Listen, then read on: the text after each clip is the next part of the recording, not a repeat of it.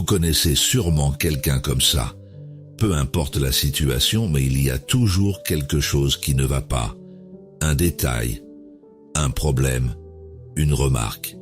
Même dans un moment agréable, quelque chose revient. Une critique, une insatisfaction. Et à force, cela peut sembler étrange. Pourquoi certaines personnes se plaignent-elles autant?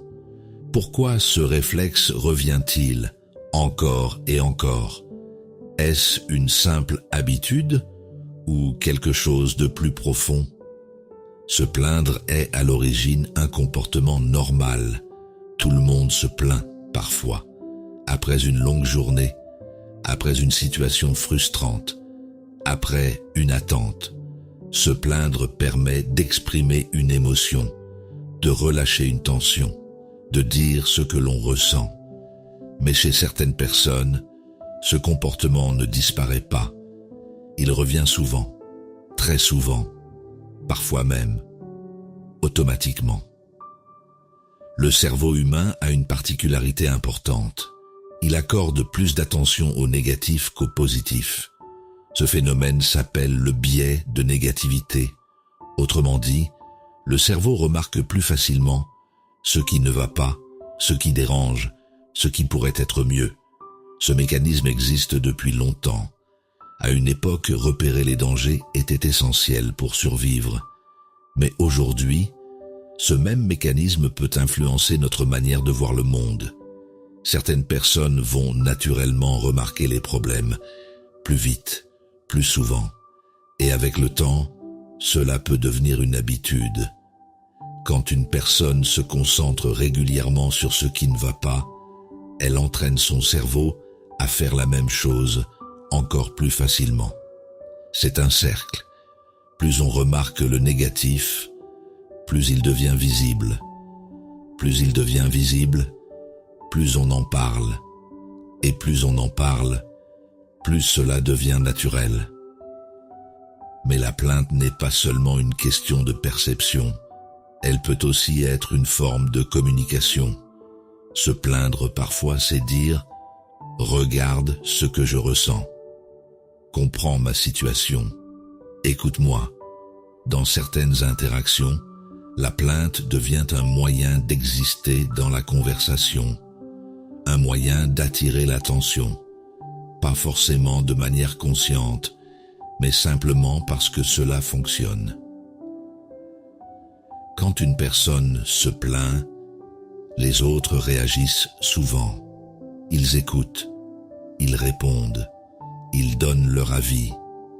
Et cette réaction peut renforcer le comportement, car le cerveau associe alors la plainte à une forme d'attention. Avec le temps, cela peut devenir automatique, sans même s'en rendre compte.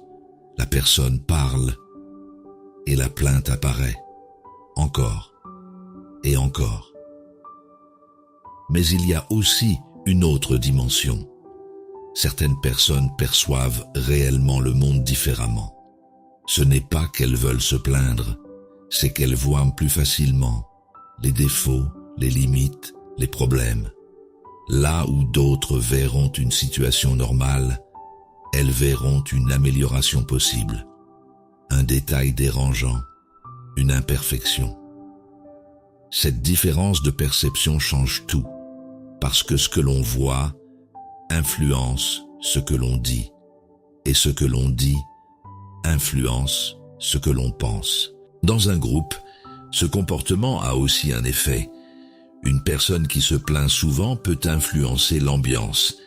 Les conversations deviennent plus centrées sur les problèmes, les critiques, les frustrations. Certaines personnes vont suivre, d'autres vont s'éloigner sans forcément le dire. Avec le temps, cela peut créer une dynamique où la personne qui se plaint devient associée à ce rôle, même si ce n'était pas intentionnel au départ. L'environnement joue également un rôle important. Dans certains groupes, se plaindre est normal. C'est une manière de discuter, de partager, de créer du lien, mais dans d'autres contextes, cela peut être perçu différemment. Il est aussi intéressant de remarquer que la plainte peut devenir une habitude mentale, un réflexe, comme une manière automatique d'interpréter les situations. Un événement se produit et immédiatement, le cerveau cherche ce qui ne va pas. Avec le temps, cela peut donner l'impression que la personne se plaint constamment, alors qu'en réalité, elle suit simplement un schéma qui s'est construit progressivement. Mais comprendre ce mécanisme permet de voir les choses autrement. Derrière une plainte, il y a souvent une perception, une habitude ou une manière de communiquer. Ce n'est pas simplement un comportement, c'est une combinaison de plusieurs éléments, le cerveau, l'environnement, les interactions. Et parfois, le simple fait de comprendre cela permet de changer la manière dont on perçoit ces situations. Parce que derrière chaque comportement humain, il y a toujours une raison, visible ou invisible.